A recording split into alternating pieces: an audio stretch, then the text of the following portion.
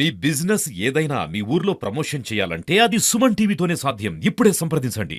ఈ రోజు రాష్ట్ర వ్యాప్తంగా 33 జిల్లాలో బీసీ సంక్షేమ సంఘం జాతీయ అధ్యక్షులు గౌరవ పెద్దలు రాజ్యసభ సభ్యులు ఆర్ కృష్ణ గారి ఆదేశాల మేరకు నల్గొండ జిల్లా కలెక్టరేట్ ముందు ధర్నా నిర్వహించడం జరుగుతుంది. ఉన్నటువంటి కామారెడ్డి డిక్లరేషన్ ని అప్పుడు ఉన్నటువంటి పిసిసి రేవంత్ రెడ్డి గారు, గౌరవ ముఖ్యమంత్రి రేవంత్ రెడ్డి గారు 42% రిజర్వేషన్లు బీసీ డిక్లరేషన్ అమలు చేస్తామని చెప్పడం జరిగింది. అదే విధంగా అమలు చేయాలని నల్గొండ బీసీ సంక్షేమ సంఘం నుంచి డిమాండ్ చేస్తా ఉన్నాం. గత 3 సంవత్సరాలుగా పెండింగ్ లో ఉన్నటువంటి బీసీ విద్యార్థుల బీసీ ఎస్సీ ఎస్టీ విద్యార్థుల స్కాలర్షిప్ ను వెంటనే విడుదల చేయాలని, అదే విధంగా కాంగ్రెస్ పార్టీ జాతీయ అగ్రనేత అయినటువంటి రాహుల్ గాంధీ ప్రతి ఒక్క బహిరంగ సభల్లో బీసీలకు న్యాయం చేస్తామని ఒకవైపు చెప్పడం జరుగుతుంది. కానీ ఉన్నటువంటి ఈ తెలంగాణ రాష్ట్ర ముఖ్యమంత్రి దాటవేసే ధోరణి చేయడం జరుగుతుంది. ఇప్పటికైనా ఉన్నటువంటి 150 కోట్ల రూపాయలు కూడా కులగణనకు అమలు చేయడం జరిగింది. ఈ రోజు జరిగే మంత్రివర్గంలో సానుకూలంగా అమలు చేయాలని నల్గొండ బీసీ సంక్షేమ సంఘం నుంచి డిమాండ్ చేస్తా ఉన్నాం. ఈ రోజు రాష్ట్ర బీసీ జాతీయ అధ్యక్షుడు ఆర్ కృష్ణయ్య గారి రాజ్యసభ సభ్యుడు వారి ఆధ్వర్యంలో వాళ్ళ ఆదేశానుసారము బీసీ రిజర్వేషన్ గురించి ఈరోజు ధర్నా చేయడం జరిగింది నల్గొండ కలెక్టర్ ముందల. ఈ యొక్క ప్రభుత్వము కాంగ్రెస్ ప్రభుత్వం 42% బీసీ రిజర్వేషన్ అమలు చేస్తా అని గతంలో ఎన్నికల వాగ్దానం చేయడం జరిగింది. దాన్ని ఇంకా ఇంప్లిమెంట్ చేయకపోవడం చాలా ఇబ్బందికరము. రాబోయే స్థానిక ఎలక్షన్ లో ఈ యొక్క జనగణన కులగణన ఇవన్నీ కూడా జరిపి ఈ 42 బీసీ రిజర్వేషన్ ని అమలు చేయాల్సిన బాధ్యత ప్రస్తుతం ఉన్న ప్రభుత్వంపై ఆధారపడి ఉన్నది. కాబట్టి బీసీలకు అన్యాయం జరగకుండా వెంటనే ఈ యొక్క ఇచ్చినటువంటి వాగ్దానాన్ని అమలు చేసి ముందుకు తీసుకోవాల్సిన బాధ్యత ఈ ప్రభుత్వంపై ఉన్నదని కోరుకుంటా ఉన్నాం. అదే రకంగా ఫీజు రియంబర్స్మెంట్ తోటి చాలా విద్యార్థులు ఇబ్బంది పడతా ఉన్నారు. దానికి ఇవ్వాల్సిన బకాయి మొత్తం పూర్తిగా విడుదల చేసి వాళ్ళ చదువుకు సహకరించవలసిన బాధ్యత కూడా ఈ యొక్క గవర్నమెంట్ మీద ఉన్నది. వాళ్ళు నానా యాతలు పడతా ఉన్నారు. రియంబర్స్మెంట్ రాక అధికారులు ఇబ్బందులు పెడతా ఉన్నారు. ఈ యొక్క కాలేజీ సిబ్బంది కూడా ఇబ్బంది పెడతా ఉన్నారు.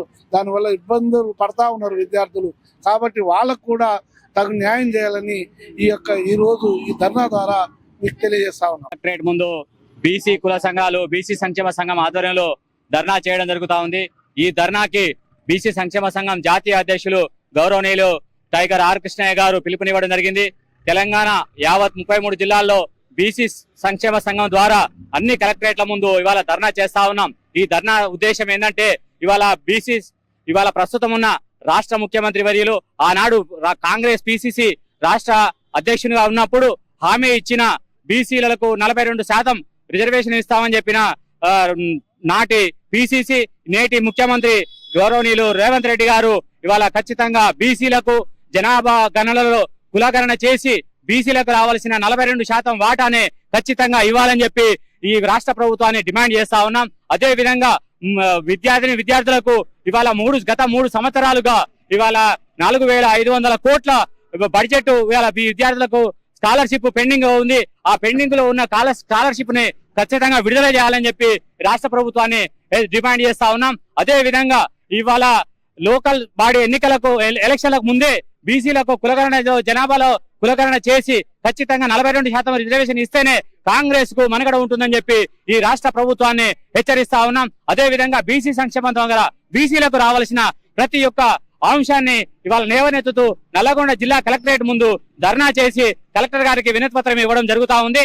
ఈ సందర్భంగా రాష్ట్ర ప్రభుత్వాన్ని ఒకటే డిమాండ్ చేస్తా ఉన్నాం, బీసీలకు న్యాయం జరిగితేనే ముందు మనుగడ ఉంటుందని చెప్పి రాష్ట్ర ప్రభుత్వాన్ని హెచ్చరిస్తా ఉన్నాం. ఈరోజు బీసీ సంఘం తరఫున ఈ ధర్నా నిర్వహించడం యొక్క ప్రధాన ఉద్దేశం ఏమిటంటే, కాంగ్రెస్ పార్టీ మేనిఫెస్టోలో పేర్కొన్నటువంటి